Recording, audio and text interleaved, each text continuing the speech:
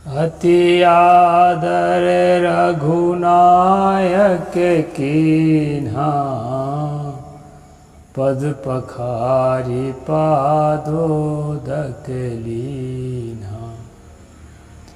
नमस्कार दोस्तों, मैं अविनाश दास रेशनल कबीर यूट्यूब चैनल में आप सबका हार्दिक स्वागत करता हूं। साथियों, यदि चैनल को सब्सक्राइब नहीं किए हैं, सब्सक्राइब ज़रूर करें और शेयर करके अपने सभी साथियों तक पहुंचाएं। जैसा कि आप सबको मालूम है, इस चैनल का उद्देश्य किसी भी जाति, धर्म, संप्रदाय या व्यक्ति विशेष को आहत पहुंचाना नहीं है। इस चैनल का उद्देश्य है दोस्तों, जन जन में तर्कशीलता को पहुंचाना, वैज्ञानिक सोच को विकसित करना और देश को उन्नति के पथ पर आगे ले जाने में अपना भागीदारी सुनिश्चित करना। साथियों, मैंने एक चौपाई रामचरितमानस से लेकर के शुरू में रखी है। उस चौपाई का प्रसंग है दोस्तों, जब वशिष्ठ नाम का एक ब्राह्मण, जो बहुत ही प्रसिद्ध है राम कथा के अंदर, वो जब श्री राम के पास आए तो बहुत ज़्यादा उसका जो है आदर किया, सम्मान किया और उसके पैरों के धो करके पी लिया। पद पखारी पादोदक लीन्हा। साथियों, ये संस्कृति ऐसी है, ऋषि कहलाने वाले, मुनि कहलाने वाले जो ब्राह्मण होते थे, वो कोई साधु महात्मा नहीं होते थे, पत्नी बच्चेदार होते थे, लेकिन वो वेद शास्त्र को पढ़ते थे, वेद शास्त्रों को ज्ञान रखते थे, विद्वान होते थे।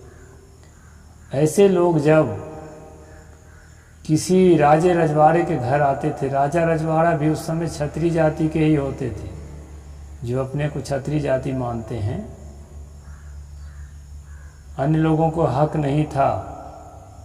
तो वो जब कभी उसके घर में कोई ब्राह्मण आता था तो उसकी खूब आदर सत्कार किया जाता था और उसको जो है यहाँ तक विनम्र होते थे कि उसके पैरों को धो धो के पीते थे कि उसके पाँव का जो धूल है वो हमारे अंदर चला जाए, जिससे हमको कल्याण हो। साथियों, पैरों के धूल को पीकर धो करके पीने का जो परंपरा है, ये इतना फौहर परंपरा है। हालांकि पहले मेडिकल का ज्ञान नहीं था, लोगों को इतना स्वास्थ्य से संबंधी जानकारी नहीं थी। उस समय से ये परंपरा चली आई है और ये परंपरा आज जो है थोड़ी ढीली जरूर हुई है। अभी देखते हैं साकार हरि बाबा के यहाँ चरण का धूल लेने के लिए भगदड़ करके 100-150 लोग मर गए, कितने लोग घायल हो गए। तो चरण का धूल लेने की जो महिमा वेद शास्त्रों में गाई गई है, उसके कारण लोगों को लगता है भाई, जब वेद शास्त्र में ये सारी बातें लिखी है, वेदों में तो नहीं है लेकिन मान लीजिए रामायण महाभारत इत्यादि में तो है ही, तो उससे आदमी भावुक हो जाता है। साथियों, अभी इतनी बड़ी जो घटना घटी है हाथरस में, उससे आप सब परिचित हो चुके हैं। वो सारी घटना का जड़ बताते हैं, चरण धूल के लिए घटी है। तो वो चरण धूल को पीने का नहीं था, वो चरण धूल को मत्थे पर लगाने का था। तो ठीक है, आप आदर करते हो अपने गुरु का, अपने इष्ट का, उसके चरण धूल मत्थे में लगाते हो, माना जा सकता है, ठीक है भाई, आपकी विनम्रता है। लेकिन इससे होने वाला जो नुकसान है, और सबसे बड़ा नुकसान आने वाली पीढ़ियों के मानसिक नुकसान है दोस्तों। उनके दिमाग पर इसका इतना बुरा प्रभाव पड़ता है, वो सोच बैठते हैं जैसे आप परंपरा में बंधे हैं, वैसे आने वाली पीढ़ी भी इस गंदी परंपरा में बंधती चली जाती है। इस परंपरा को जस्टिफाई कैसे करते हैं? किताब लिख करके, धर्मशास्त्र लिख करके। साथियों, जितने लोग इस वीडियो को देख रहे हैं, मुझे पूरा विश्वास है कि श्री राम से, लक्ष्मण से, सीता से किसी की मुलाकात नहीं हुई होगी। मेरी तो नहीं हुई है भाई। तो किसी की मुलाकात नहीं हुई है, वो कैसे थे कि नहीं थे इसको कौन जानता है। इसको जानते हैं दोस्तों हम किताब के माध्यम से। किताब ना होते तो हमको नहीं पता राम थे कि नहीं थे, कि काल्पनिक है कि वास्तविक है। साथियों, सच्चाई ये है कि किताब के द्वारा हम उनको जानते हैं, और ये भी सच्चाई है कि वो अच्छे थे कि बुरे थे, क्या काम करते थे, क्या खाते थे, क्या नहीं खाते थे, इसको भी हम किताब के माध्यम से ही जानते हैं। तो किताब के माध्यम से जब हम इन सारी बातों को जानते हैं, और किताब के माध्यम से भी ही हम उसको परमात्मा भी मानना शुरू करते हैं। तो किताबें जो है पहले परमात्मा सृजन करते हैं, परमात्मा सृजन करने के बाद उसके लिए कुछ ड्यूटी बनाते हैं और उसको किसी का आदर्श बनाते हैं, उसको राजा बना दिए। राजा का आदर्श क्या है कि जब कोई ब्राह्मण उसके घर में आए, वेद शास्त्र को जानने वाला, तो उसको पैर धो धो के पिए, और चाहे जितने गंदे रास्ते से चल के आया हो। पहले तो शौचालय नहीं होते थे, रास्तों में मल मूत्र सब त्यागा जाता था। ऐसे रास्तों से भी चल के वो ब्राह्मण आया हो, उसके पैर में कुछ भी लगा हो, उसको धो धो के पियो। ये है परंपरा। तो साथियों, इस परंपरा को धर्म शास्त्रों के द्वारा अच्छी बताई गई है। मुझे नहीं मालूम कि मैं क्या कहने जा रहा हूँ, आप लोगों को अच्छा लग रहा है कि नहीं लग रहा है। ये परंपरा यहीं तक सीमित नहीं है, संस्कृत किताबों में भी है। अभी हम वाल्मीकि रामायण पढ़ रहे हैं दोस्तों। यहाँ सुमति नाम का एक राजा है, और जो है सत्यवती नाम की उसकी पत्नी है। और वो राजा के यहाँ जब विभांडक ऋषि आता है, जब सुना कि बहुत ही अच्छा शील स्वभाव का राजा है, ब्राह्मणों को आदर करता है, तो आदर पाने के लिए कोई भी आएगा। सम्मान तो सबको प्यारा लगता है। कुत्ते को भी अगर प्यार से रोटी दोगे तो पूंछ हिलाते चला आता है। तो मनुष्य कैसे नहीं सम्मान से खुश होगा, वो भी ब्राह्मण तो खुश होगा ही। तो विभांडक नाम का ब्राह्मण जो है जब आता है दोस्तों, तो मुनिवर विभांडक को आया देख राजा सुमति को बड़ा सुख मिला। वे पूजा की विस्तृत सामग्री लेकर के पत्नी सहित उनके आगवानी के लिए आ गए। ये तृतीय अध्याय महात्म का है, कथा महात्म के तृतीय अध्याय। तो साथियों, उनके मन को ऐसा बना के रखा जाता है, उनको ऐसा कहना चाहिए कि उनको ऐसा ब्रेन वॉश करके रखा जाता है। और आज भी ब्रेन वॉश किए हुए लोग मिलेंगे आपको। इन्हीं किताबों से ब्रेन वॉश होता है कि किस तरह से ऐसे थे कि नहीं थे, ऐसा कोई राजा हुआ भी था कि नहीं, ये बात नहीं है। बात यह है कि राजा को एक ब्राह्मण के सामने कैसे रहना चाहिए, उसकी औकात इसमें बताई गई है। जैसे रामचरितमानस में राम को स्थापित करके और वशिष्ठ के पैर धो धो के पीने को दिखाया है, वैसे यहाँ पर अभी किसको दिखा रहा है? यहाँ पर सुमति नाम के राजा को दिखा रहा है, और सतपति नाम के उस रानी को, कि विभांडक ऋषि के साथ कैसे व्यवहार करना चाहिए, क्योंकि वो ब्राह्मण है। मुनि अति सत्कार संपन्न हो गया और वे शांत भाव से आसन पर विराजमान हो गए।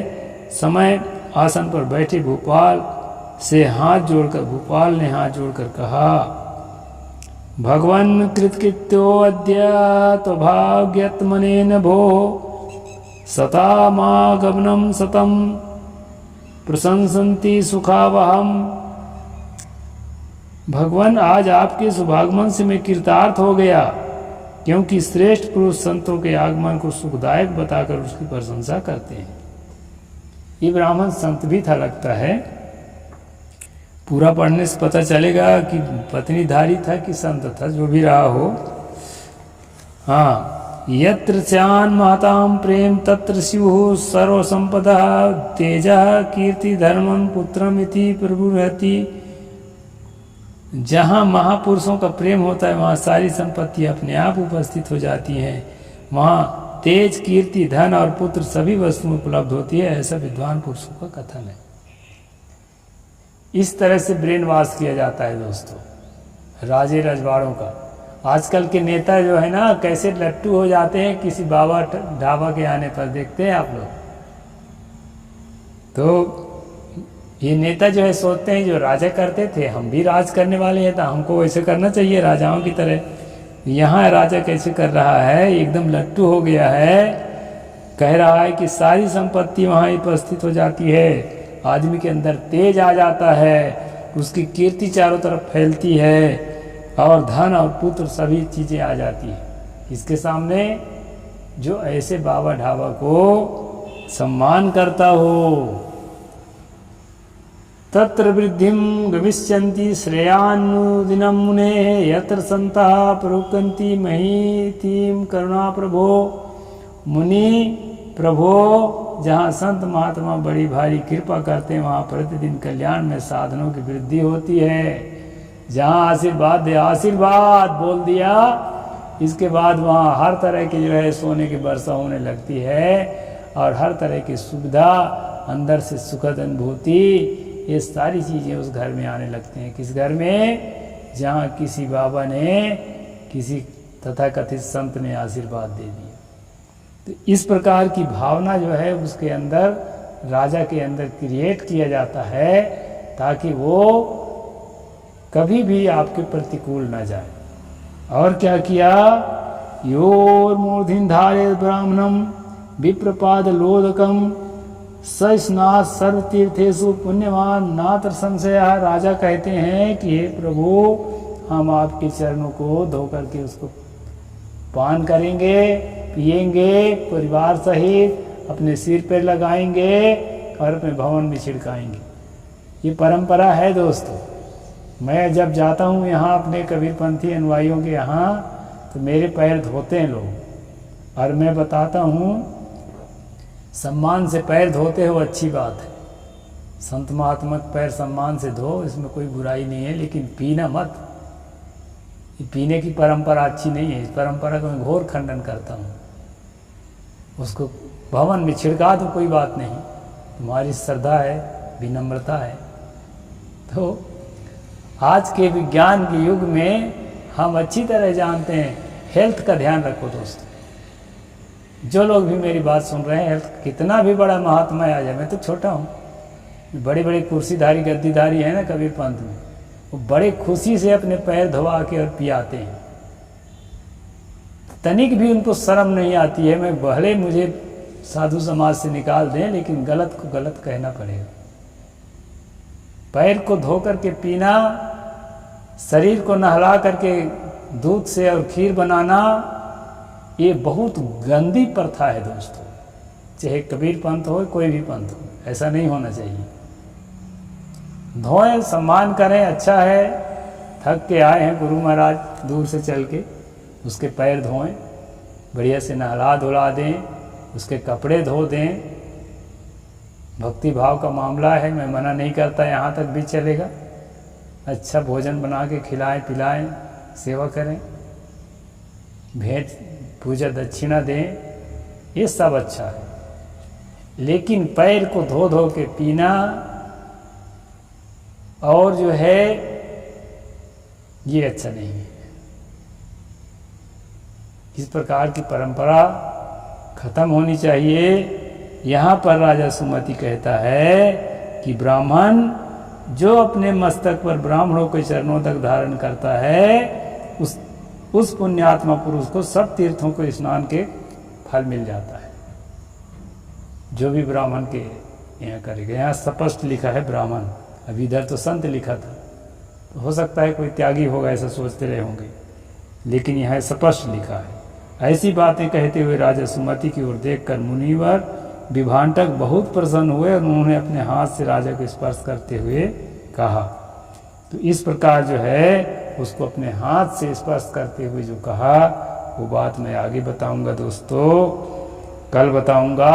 खास बात मैं ये बताना चाहता हूँ कि ये धर्म ग्रंथों में पैर को धो करके पीने की विधान लिखा है जगह जगह पर, और इसी को पढ़ पढ़ के हमारे जो अंध श्रद्धालु भगत हैं पैर को धो धो के आज भी पीते हैं। आजकल ऐसे जूता ऐसे मोजा पहन के आते हैं, पसीने का गंध उसमें बना रहता है, तो तरह तरह के बैक्टीरिया वायरस फंगस पनपते रहते हैं हर आदमी के शरीर में। हम भी तो हाड़ मांस के आदमी हैं, हम कोई सोना का थोड़े बने हैं। जैन धर्म में तो कहते हैं कि जो मुनि जो होते हैं, जो तीर्थंकर हो जाते हैं, उसके शरीर में सफ़ेद खून बनने लगता है और उसके शरीर से पेशाब पसीना और मल नहीं निकलता। खाते भर हैं, पूरा शरीर में जो भी खाते हैं पूरा शरीर में लग जाता है, कोई भी अपशिष्ट पदार्थ शरीर से बाहर नहीं निकलता। और बहुत सारी बातें लिखा हुआ किताब में, उसको पढ़ पढ़ के मनुष्य क्या करता है कि उसके शरीर को नहला करके, अरे हमारे प्रभु हैं, हमारे संत हैं, हमारे गुरु हैं, हमारे उद्धार करता हैं, भक्तिदाता, मुक्तिदाता, स्वर्गदाता और क्या क्या दाता, तो इसको दूध से नहलाओ और उसी दूध से खीर बना के सबके बांट के खाओ। इसको पैर को धो और धो धो के पूरा परिवार बांट बांट के पियो। तो ये परंपरा धर्म ग्रंथों से आई है दोस्तों। अब इस परंपरा का मैं बिल्कुल भी समर्थक नहीं हूँ। बढ़िया स्वच्छ जीवन जिए, हेल्थ का ख्याल रखें, पैर धो करके पीना, शरीर नहला करके दूध से उसका खीर बनाना, ये अगर आप परंपरा को सही मानते हैं तो आज से ही अवॉइड करिए दोस्तों। और जो है मान सम्मान करना चाहिए संतों का, इसका मैं खंडन नहीं करता। लेकिन अगर ब्राह्मण जाति का है, केवल जाति के नाम से सम्मान पाना चाहता है तो पागलपन है, अपने अंदर अहंकार बढ़ा रहा है और पाप को बढ़ावा दे रहा है। हाँ, संत है तो ब्राह्मण का घर का हो चाहे गैर ब्राह्मण का घर का हो, उसको सम्मान करें, उसके पैर धोएं, उसको नहलाएं, उसके कपड़े धोएं, जो भी सेवा आपको लगता है करें, लेकिन धोया हुआ को पिए नहीं, पीना गलत है। इस तरह से दोस्तों मैं अपना विचार आपके सामने रखा वाल्मीकि रामायण के आधार पर। अब यहीं पर पूरा करता हूँ। साहिब बंदगी, जय जोहार, जय भीम, जय भारत।